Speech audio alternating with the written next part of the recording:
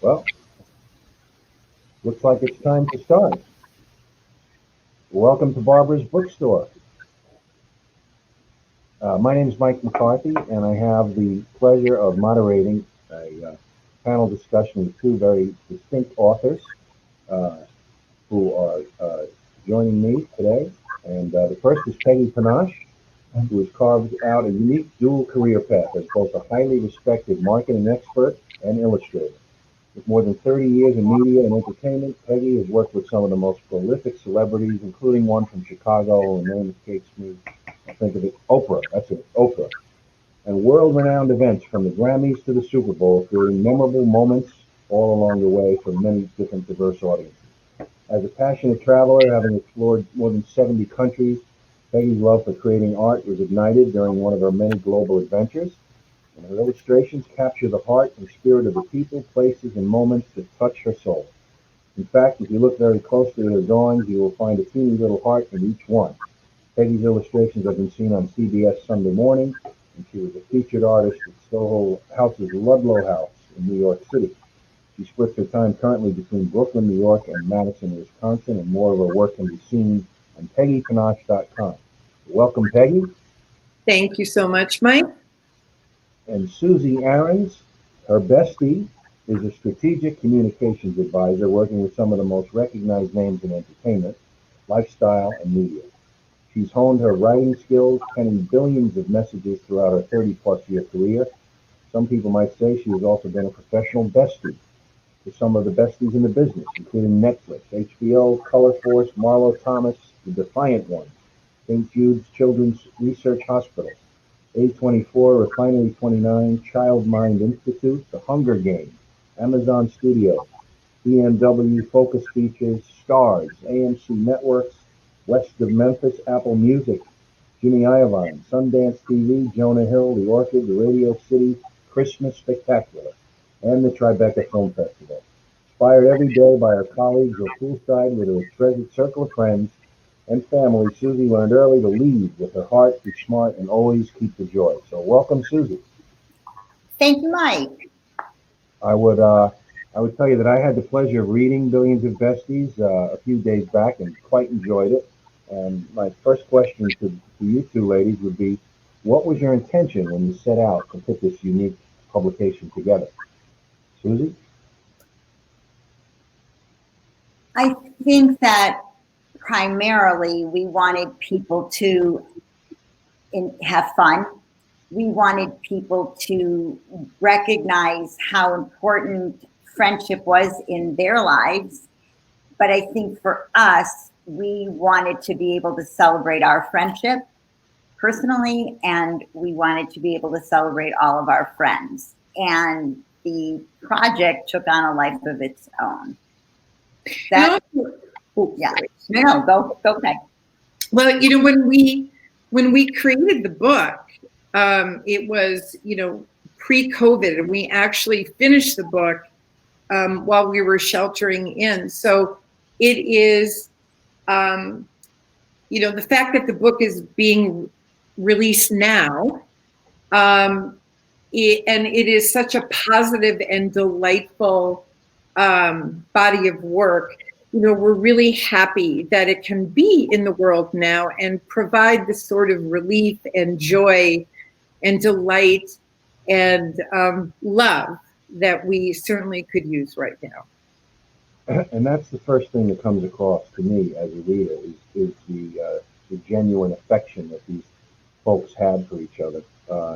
Very unique and very timely, as you said, and incredibly unique in the way that you've mixed fictitious partnerships and ones that obviously exist in the real world. Talk about that, because that struck me as a very unique approach. Well, when we were putting together the lists, what we were looking at the through line, we were looking at what was the magic? What is the alchemy that makes a bestie friendship? And Susie's backyard, hanging out at the pool. And that's where we really came up with, shaping the book. But, we were we were looking at TV best friends and people that we knew and shows that we grew up with and icons that formed, our values and our opinions. And as Susie dove into the research, she was really able to bring, these origin stories to life really beautifully on the page. And one of the things that was important to us was that we didn't just stay in our pop culture moment. We wanted to make sure that we looked beyond and things that shaped our lives, things that shaped historical moments and what had longevity, and to the point of that alchemy, what sparked friendship. So when you looked at Bette Midler and Julianne Moore, that was a new friendship, but they clicked on the set of the Glorias, and Gloria Steinem was such a change maker, but she was brought together. Her activism brought two activists and advocates who just are filled with love and joy together. When we looked at Nelson Mandela and Desmond Tutu, they were brought together by cause, but they were important throughout their lives and the impression that they've made on generations. So it was really important to us to not just stay in our circle and our world. So Peggy crowdsourced, and then that inspired me to crowdsource, and that brought very important change-making elements like macaroni and cheese, tomato and mozzarella, which you can't live without those things. No, I mean, I'm sure it's been attempted, but not successfully. No. Without macaroni and cheese. Was there a pair of friends that inspired you guys to get started? Was there one in particular that gave you the idea?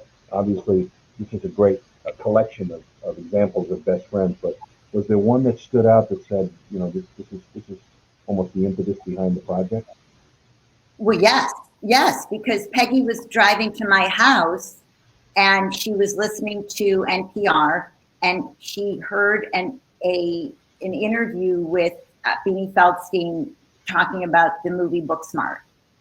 And what she was talking about is studying friendships for their roles in that movie. So I started thinking of, she was referencing, Lucy and Ethel, and, Rhoda and Mary, and, Amy Poehler and Tina Fey. And, I really started thinking, wow, like there are like so many friendships, like through the beginning of time. And, the title came naturally, and then it flowed, I think, and that was what was so special about this process and working on this process with Susie, is that the flow of names, whether we came up with them or they came from friends or family members, it just flowed. I mean, the 90 plus people, pairings, groupings, because we have a chapter of squads, is, just like came to life so naturally. I mean, we could totally fill volumes. And we have a parking lot. That's what we call the besties that didn't make it. We wrote them, Peggy drew them, and then they didn't make it into the final version. So they're parked, and we'll see if there ends up being another version, which if people go to barbarasbookstore.com and use their 10% off button on the lower part of the website, if you buy enough copies, you may get to see who's in the parking lot, because there'll be a sequel. Susie, that was smooth. That was so smooth. Yeah, almost. What I knew for a living. That was a really good integration. Yeah. I activate. You're so good. I almost didn't even see that coming. The idea of selling the book, and as Susie mentioned, you are watching Barbara's Bookstore, and you can sign up and get this fantastic book for 10% off by clicking the icon below. Talk a little bit more about the research here. This had to be painstaking. By the way, for those of you that have your own questions, please feel free to use the question box or the chat room, and we'll try to get to those too. The research that this took, this was the paring down, deciding who was in the parking lot versus the book. It had to be painstaking and yet sort of maybe the fun part too, right? It was. The thing that was interesting, and Peggy referenced it earlier, we started doing the book before the pandemic, and both of us travel quite a bit in our former lives. And so, when being on the road, at night in a hotel room, you have those moments when you're just not sleeping. So a lot of the research I was able to do in those moments. And I tried to use the New York Times standard of having two corroborating sources of research. So even on the stories where we knew the story because there was a personal connection, we felt it was really important to make sure that we were right on. And there were certain people like the Hunter Thompson, Pat Buchanan story. Actually, I had 5 sources because the legal department at Simon & Schuster did not believe that they were friends. So I had to produce more corroboration. But that part was fun and fascinating. And then once we were sheltered in place, I had more time because I had shelter in place insomnia. And so so the research then became the time that I filled while I should have been sleeping. I have to say the book is fascinating, but the one that really popped to me, and I shared it socially with people who also didn't believe it. I don't have a lot of friends that do a lot of homework, I guess, but Ruth Bader Ginsburg and Scalia being that close was not only eye-popping for those that didn't know it, but it's so poignant today, right now, because I feel like in my world and other people's world, you're defined by your political position, and it becomes extremely challenging to hold a relationship together if there's a disagreement politically, particularly now. And yet these two iconic, landmark, trademark individuals of their parties found a way to put not only an ability to have a relationship, but a besties relationship. Remarkable.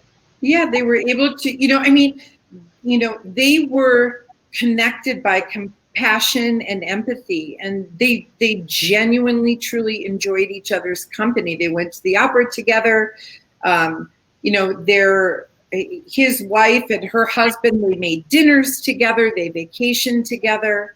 It's a real, again, we're so happy that, one, that they're in the book, but number 2, that we can share this, especially now, because I think it's a learning, it's a really wonderful lesson learned that even though you have very different opinions that are at opposite ends, you can still be connected and really appreciate and love being with each other. Which is just astounding. What were some of the other surprises? You mentioned 2 big ones, Hunter Thompson and Pat Buchanan and RGB and Scalia. Where are the other sort of eyebrow raisers, would you say, in the book? The Marilyn Monroe, Ella Fitzgerald was a big surprise. I had never known about that one. And then as I did the research, Ella Fitzgerald, until her death, really credited Marilyn Monroe with starting her career and pushing it forward. Marilyn Monroe was her advocate, and people have such a different public perception of who Marilyn Monroe was, but Marilyn Monroe went through the kitchen when Ella Fitzgerald couldn't walk in the front door. in Denver, and she got her first big club booking in Los Angeles by guaranteeing, as if you read the book, that her Rat Pack friends would come to the club and delivered. So that was astounding. And Toni Morrison and Fran Lebowitz, and that just the visual of that friendship just was beautiful. And then when you just read about the closeness and the camaraderie, it just makes me smile just thinking about it. So those little surprises were wonderful. And then it made me just want to do more research. And when we were talking about our list, we didn't want to get cheap, and so we were like, okay, we're not going to do any Kardashians. Everybody does the Kardashians, but then Kris Jenner and Jennifer Lawrence, that one was just so fun. Yeah. I was glad to see the Mel Brooks Carl Reiner one, even though it was somewhat, I kind of expected to see, if I recall, the Seinfeld Comedians in Cars Getting Coffee episode where they're sitting in front of the little TV trays watching Jeopardy. Unbelievable. So authentic. And you just when they're eating, like you just wanted to get TV trays. Yeah. But it's interesting that there was such love between the two of them. I mean, they spent every single night together. Yeah. Without fail.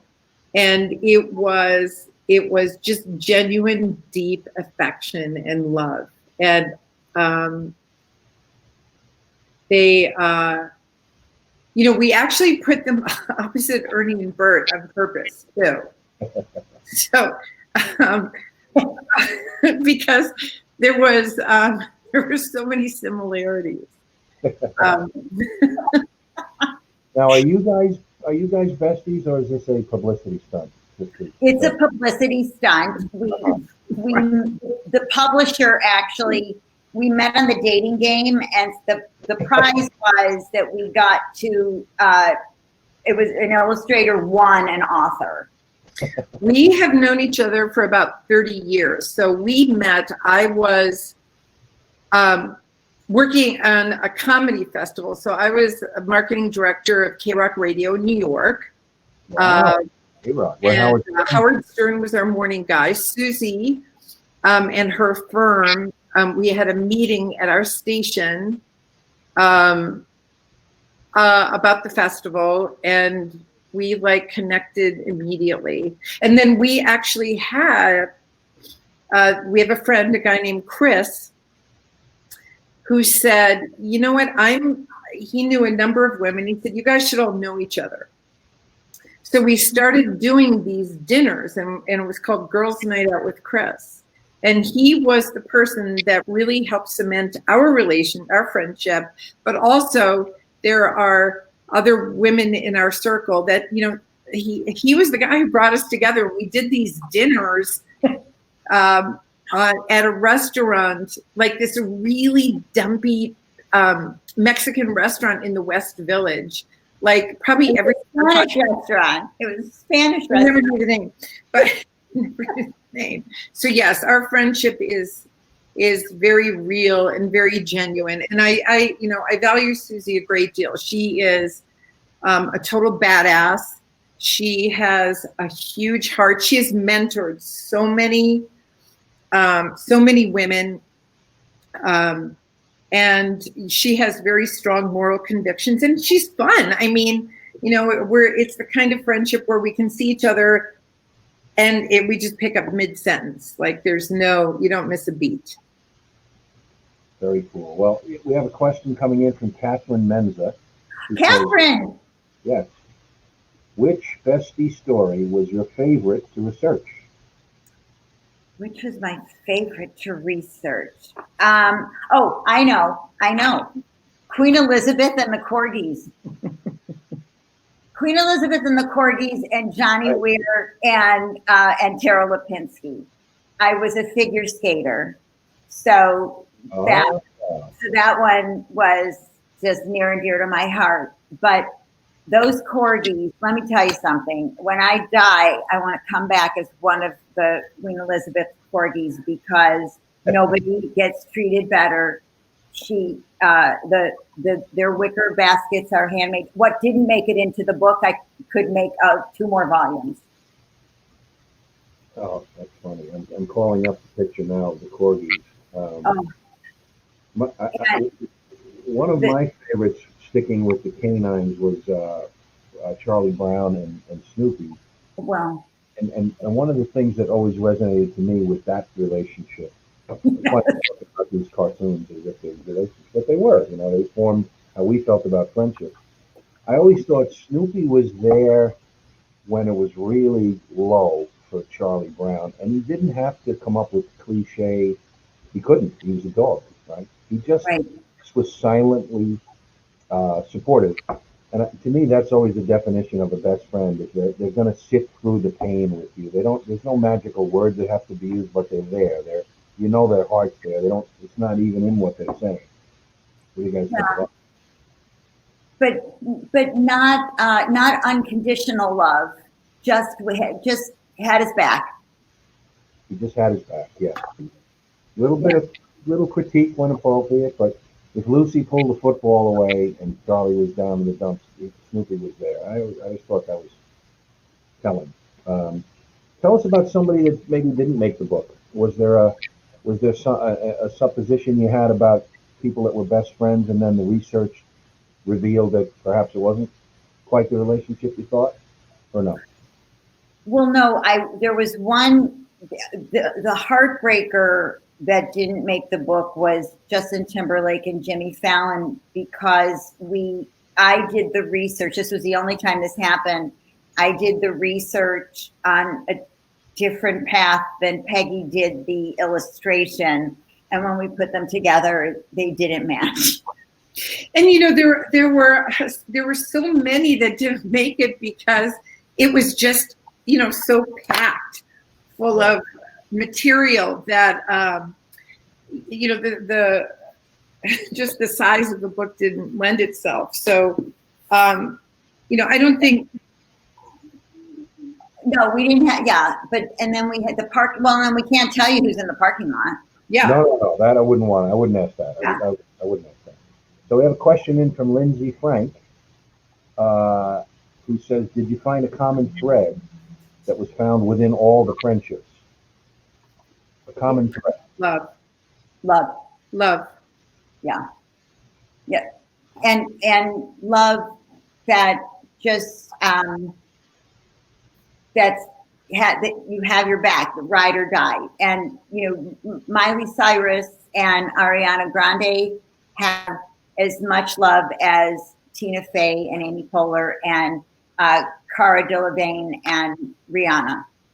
Yeah, I think there's different kinds of love. There's big love and gushy love and respectful love and activist love and romantic love and business love and sister love. But yeah, the through line, the baseline, the North Star was love. Lizzo. Yeah. 100%. Yeah, that was our love. That was our love, for sure. Here's a timely question. When you originally thought about doing this book, obviously there was no pandemic, and when you were starting to create it, it was in the middle or the beginning of the pandemic era. How did that affect your views on friendship, and how has the pandemic impacted your friendships? Well, the book didn't start during the pandemic. The book was finished during the pandemic. We set out to do something that, I'm a first time, I just started illustrating 3 years ago. Susie is a first time writer. So we wanted to really challenge ourselves and create a body of work together using these newfound talents. And we wanted to create a body of work that was really positive and delightful and loving and respectful and joyful and sort of magical. the world, as the world became more challenging and the pandemic and, all of the unrest unfolded, what we realized is I was actually sheltering in Door County, Wisconsin, where I was finishing illustrating the book.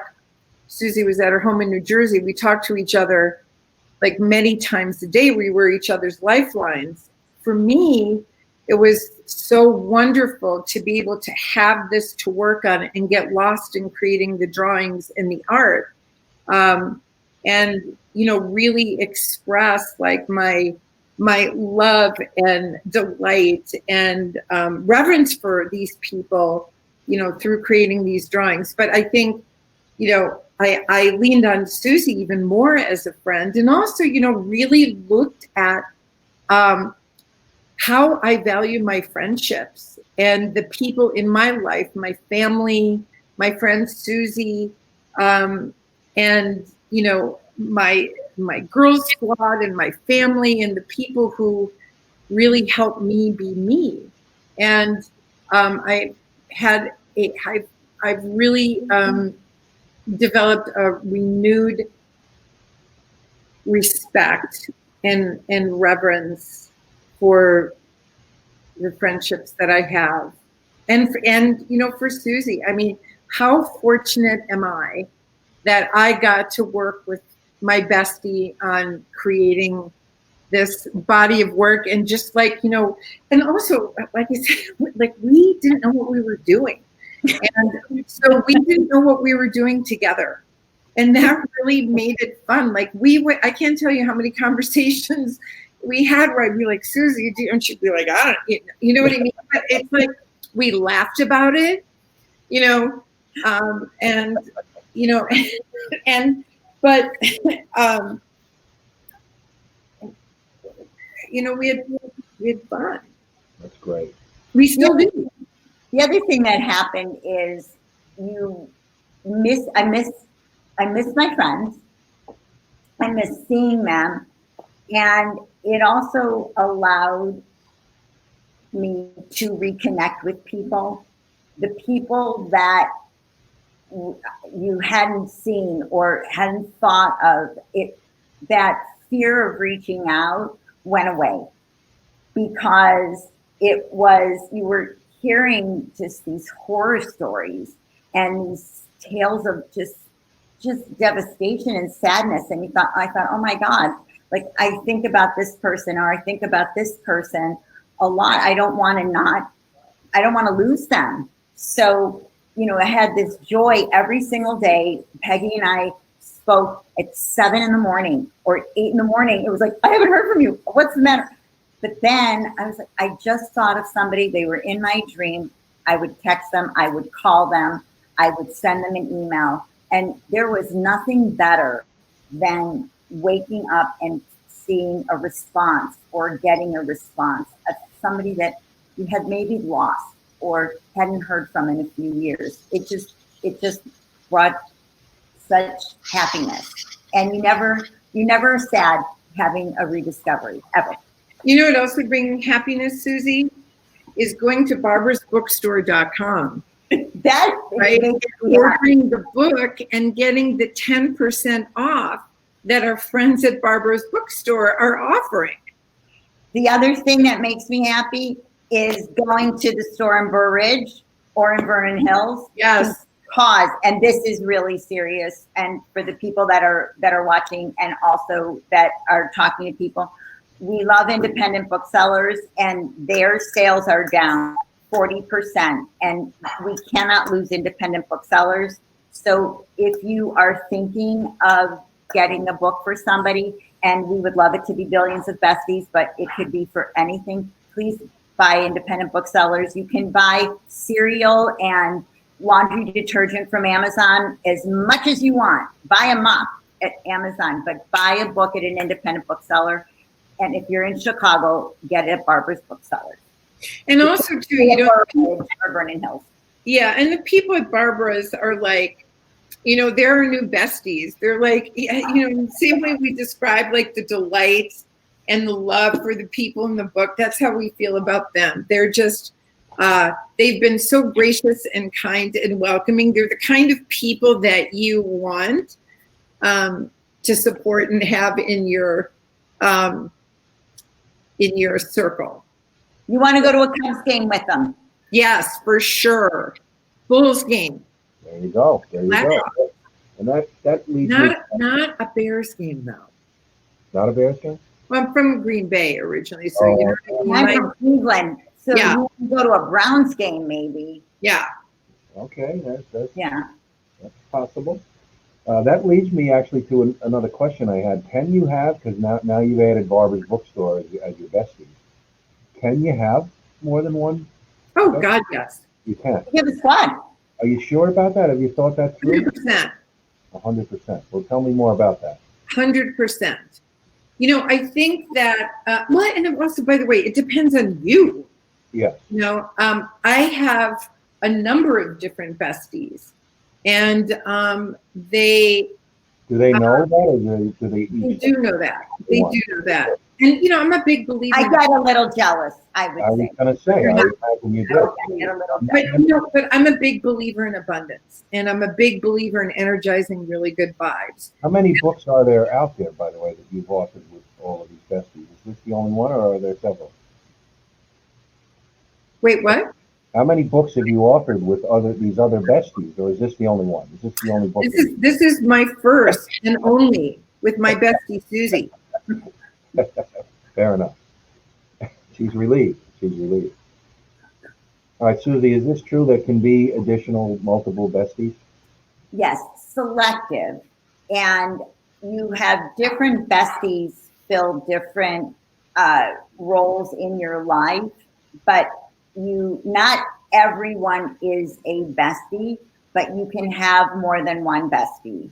And I think that the thing that is important is that people that are in your life, everyone should feel like at that moment they are your bestie. That's something that I think you want to always be present, and nobody should ever feel like there's somebody better or you want to be with more. What you want to be always present. But I do think you can have more than one bestie. Okay. Want to remind everyone, if you have a question for either Peggy or Susie, you can present it in the chat room, in the Ask Question box, and we'd be happy to have those questions answered as well. There's number two. I have a question for Susie. You have a question for me? I have a question. Okay, Susie. Okay. Can we do this? The judge will say yes. Proceed. Okay. Who are the most hilarious besties in the book? I would say the Eddie Murphy, Chris Rock squad, Dave Chappelle, Tracy Morgan, that squad. They're hilarious. And and Carl Reiner and Mel Brooks. No, wait. So the other day we were talking about, you know, that game, like if you could have like a dinner party, if you could bring together a bunch of people, you know, real or imaginary, as dinner guests, who would they be? So Susie, tell them the one that we came up with. So it would be from the book. It would be Carl Reiner, Mel Brooks, Eddie Murphy, Dave Chappelle, Chris Rock, Tracy Morgan, Susie Arons, and Peggy Panosh. And Mike McCarthy. Wow. Tina Fey and And Poehler. That is a dinner party. Super funny. Dreams. And also from the book, you would have spaghetti and meatballs would be served, I assume. And champagne and caviar. Champagne, chicken and waffles would be Yeah. enough. You guys got into a lot of these food pairings, which was a lot of fun to read. Talk about that a little bit. Some of them are a little more predictable than others. There's some cool ones in here. You know what? We had actually the mac and cheese. Susie referenced this earlier. Mac and cheese came up a lot, but we have this friend Pam, and she said that she and her husband Leslie got into this whole thing. It's like, you know, mac and cheese, like, are they besties or are they more like colleagues? You know what I mean? I thought that was cute. Deep, And- that's deep. Peanut butter and jelly is a classic, and you just cannot argue about when you have it. You always can have it. It's always there for you, and you just hands down peanut butter and jelly. You just can't mess around with it. So, and then the chicken and waffles. I will say the thing that was actually to Catherine Menza's question about researching.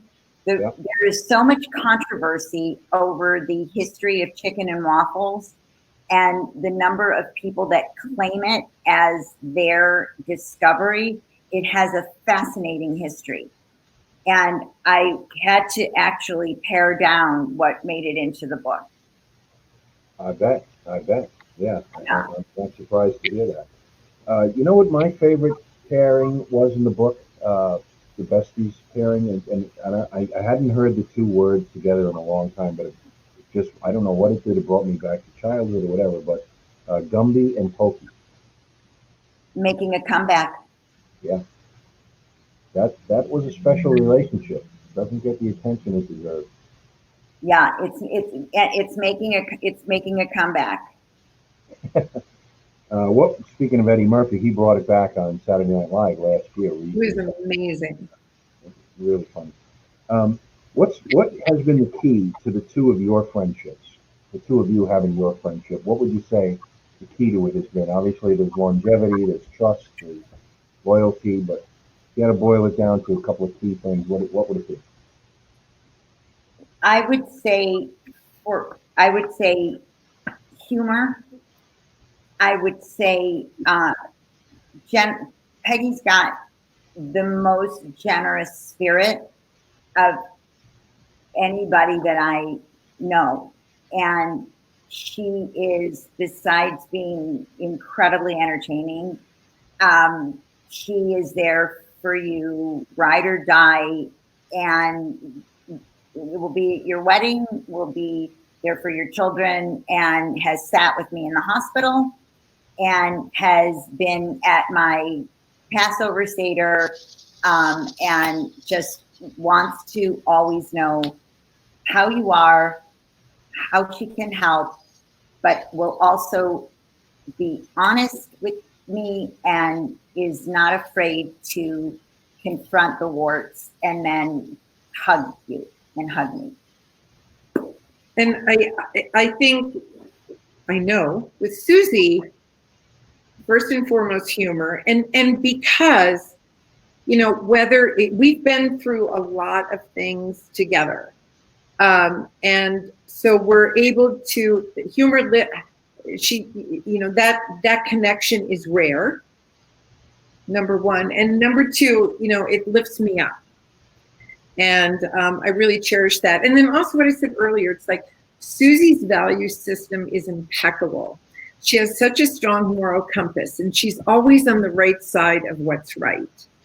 And so, when we've gone through, when I've had to make big decisions, or in even, just like really dissecting what's happening in the world, I know that I can have an intelligent, heartfelt, soulful, considered conversation with Susie that is meaningful and lasting and right and just. And that is something, and that's why I hold Susie in such high regard, because I'm able to have that kind of relationship with her. That is very rare. Wonderful. Well, we'll remind people that you're watching Barbara. You should run for office. Susie, I've said this before. You should really run for office. You know what I mean? I would just get in so much trouble. I mean, it would just be All right. Nancy Pelosi on steroids. I would just be. I'm just saying. And Mike, you've been in meetings with me. You've seen me. Yeah. Well, I think you'd be a worthy candidate, a very worthy candidate. That's right. Want to remind people to go to barbersbookstore.com as you're watching now, and feel free to Make a purchase here, 10% off if you click the icon and support your local independent bookstores. One of the things that I have always felt tests a relationship, especially a bestie, would be if there's conflict that somehow gets resolved and the relationship remains. Some great examples in the book, including Eric Clapton and George Harrison having a little clash over one wooing the other's wife. I think is what happened. And so if they got through that, you could argue you could get through just about anything. And oh my God, they created beautiful music as a result of it too. Yeah, So the fact that they came out on the other side of that is just unbelievable. And then the wife in question celebrated it. Like she wanted them to be best friends. Yeah, truly remarkable. And it makes me think about back to the pandemic, because it's hard to talk for a few minutes without thinking about it. You're probably seeing besties formed right now as a result of this situation. People being sequestered, as you said earlier, or friendships tested like they never have been before. Yeah. If people are living together or they're in a condensed, living condition.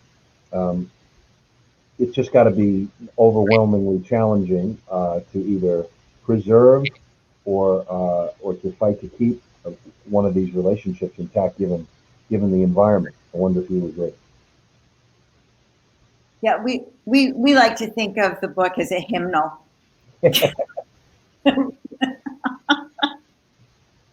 Well, are there any qualities, if you were one of the questions that come in is, if you hadn't met someone before and you were considering them for maybe not bestie, maybe they couldn't get to that status right away, but as a friend, what type of qualities would you look for, and maybe more played off situations that come up in the book here? Qualities that folks look for in one another. Is it important to have common career aspirations, for example, or does it somehow go the other way? I often find that it's like an energy, it's like, like when I first met Susie, there was something about her, energy that I immediately responded to. So I think oftentimes for me, it's, an energy that the person puts out, and qualities that they're smart and welcoming and warm and empathetic and funny, and genuine, like honest, authentic, like truly themselves. And there is, there's like an opening to get to like know them. Yeah, and an openness. I think that when people rush to judgment and they're not open, they're not listening, those are the people that you may have, my radar will go up on. And I don't think you want to cut somebody out. You just want to take a step back, because sometimes somebody is just nervous. And so you always just want to be open and give the benefit of the doubt. But if you can sense that there's a warmth or a heart and a love, but the one thing that I think you have to have is humor. And because humor to me is love, and it is, there's a sensibility about it. And so I think that, I think also most people are good people, and you may not form a long, deep, lasting friendship, but there's somebody that you would want to get stuck in an elevator with. Yeah. We talked about this a little bit earlier in the interview. The idea of the mix between the fictitious characters and the real characters that were best friends. Talk a little bit, if you can, about the role of a fictitious friendship in a television show, whether it's Mary Tyler Moore and Rhoda, or Captain Kirk and Mr. Spock, and how that plays a role in how you go about identifying the sensibilities in your own friendships. Well, I mean, if you look at like girlfriend friendships, I look at Lucy and Ethel, Thelma and Louise, Rhoda and Mary, well, Oprah and Gail, but that's a real one. But I mean, those are like iconic friendships that, you know, we see ourselves in them. You know, I think that's why, you know, when a character is successful, it's because there's, in some way, shape, or form, we see ourselves in that character. There's something about them, good or bad, that we connect with. And it creates that emotional connection. But then I also love the opposites, that, you know, the Frankie and Grace, Butch Cassidy and Sundance, you know, those, the ones that you're like, Frankie and Grace, Lily Tomlin's character is just so in the clouds, and Grace is so uptight and has to get set free. And I love both of them. And Thelma and Louise, again, Gina Davis is just all over the place, but she becomes a badass really fast. And Susan Sarandon's character has to be a badass because she's surviving. And Butch and Sundance, I love Butch and Sundance so much. I would travel to the Grand Canyon and Bolivia with them, and I would be Catherine Ross and ride on the bicycle forever.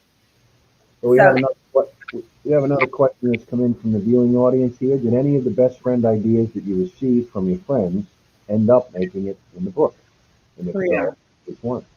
Definitely. So like Karl Lagerfeld and Chopet came from my sister Abby. Oprah and Gail, I mean, even though I worked with them, came up a lot. A lot of people that we crowdsourced recommended them. Woody and Buzz Lightyear was yeah, Woody and Buzz came in. And didn't Andy Dufresne and the Morgan Freeman from the movie from Shawshank, that I think was a crowd. Yeah, and also Beyonce and Kelly Rowland, and Spike Lee and Samuel L. Jackson. But we came up with also, that one was just that was joy. And they had a falling out and came back together. They were really close friends, and they busted out, and that was a lot of work to get those two together. And so that was joy. Another interesting one I found, Andy Cohen and John Mayer. That's one I didn't know much about at all. That feels like the odds are not strong that pairing would happen. But tell us about that one. Well, they love each other. Yeah, and also, you know, they're both, John Mayer, you know, plays in the Grateful Dead. Andy Cohen is a huge Deadhead. And I think that's one of the things that really cemented their relationship, is that passion and that love, and for that music, and that, you know, that love. Yeah. It ignited the love in each other.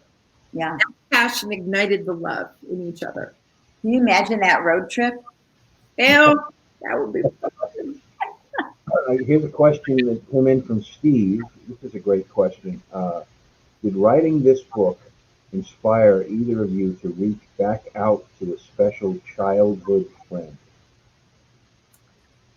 You know, I didn't initiate the read, but when the book was released, was announced, and Susie and I posted on our social platforms, in addition to it being released to the media, a lot of people that, or not a lot, people that I grew up with, people that I went to high school with, people I went to college with that lost touch with, have reached out. So I've reconnected with some of them, which has been really, really nice. And just, you know, just the outpouring of support, and, you know, people telling us, you know, people that I grew up. Oh, one thing is, in the end pages of the book are names. So Susie and I sat down and we put the names of our besties, family and friends through time. So there are people in this book that I've known since I was a teen. And when I shared with them that they were actually in the book, it was fun to tell. It was fun to do. It was fun to share that with them, and then it was fun to get the response. And Susie and I only left one person out. We forgot one person. Wow. Yeah. I don't even want to think about. No. Yeah. Nauseating. It's nauseating. Mm. But the one thing that's really nice, though, is I have a bestie who has been one of my besties since 7th grade, and she lives outside of Madison, Wisconsin. And when Peggy moved back, I hooked them up, and so now they've become friends. Wow. So a bestie connected a bestie with a bestie. Yes. Is there a fee associated with that? There's no fee, Okay. but there's like a bestie bonus. Yes. Just massive love, Mike. Massive. And we met at an independent bookstore. I was gonna assume that, and there are fees, though small, modest fees involved with purchasing billions of besties, which you can do at barbersbookstore.com, and you'll see some great illustrations. Like, well, actually, this one's not. Could you guys show us a couple of the illustrations, because my iPad is not reflecting well, but it's really unique skills that these ladies have, and this book not only tells you great stories about these friendships, but does very, very clever illustrations of some of them. This is one of my favorites. That's awesome. Which is Prince and Janelle Monáe, and she is rocking a Christian Siriano gown that she wore at the Met Ball, and one of her idols in Besties was Prince. And I just want you to see what Peggy Panosh does with. And then here's one. This is the restaurant orgasm scene when Harry Met Sally. And wait, and I just want you to look at this tush. This is amazing. Look at Rihanna. Look at that. That's detail. That's very well done. That is very well done. Oh, and this is Issa D and Molly Carter from Insecure. Oh, this is fun. So good. Yeah, look at now. That's funny. Oh, and then my Iris Apple. The illustrations are so full of personality that the book is well worth the purchase price just for those alone. But it's this is a contrast. This is such a contrast. Yes. You've got for everybody's taste, we've got Warren Buffett and Bill Gates. And if they're not your taste, you've got a little RuPaul and Michelle Visage. Well, what's next for you two ladies? What's the next project? Is there voting? Or are people coming in from the parking lot for voting? The next project is voting. We're making sure that everyone that we know votes. Vote. We show a vote necklace. Yes, by Shari did this for Michelle Obama. It's by Shari. Very impressive. Very impressive. Vote, vote, vote, vote, vote. We want to thank the folks at Barbara's Bookstore for setting up this function, right, ladies? Yes. Thank you, Laura. Thank you, Laura, and thank you, Lisa, and everybody at Burridge and everybody at Vernon Hills. Thank you so much. We love you so much. Thank you. And also make sure to check out Barbara's Bookstore event page, because there's a lot of cool events coming up with other authors and creators. And they've really, really curated a very fascinating and entertaining lineup. So get and you know what? I want to thank Mike McCarthy, because he is so rockin' cool. and he runs the Marquee Network, and he is, which is the Cubs Network, and I've known him since the two of us were at the Garden in New York, and we always had so much fun, and you are just the best, and I just love you so much. Well, I was very honored to be a small part of this. Go out to barbersbookstore.com, get yourself a copy of a great read, billions of besties. As the lady said, get out there and vote, and thanks so much for your time. Thank you. Thanks, everybody. Thanks, everybody. Don't forget to vote. Take care. Wear a mask.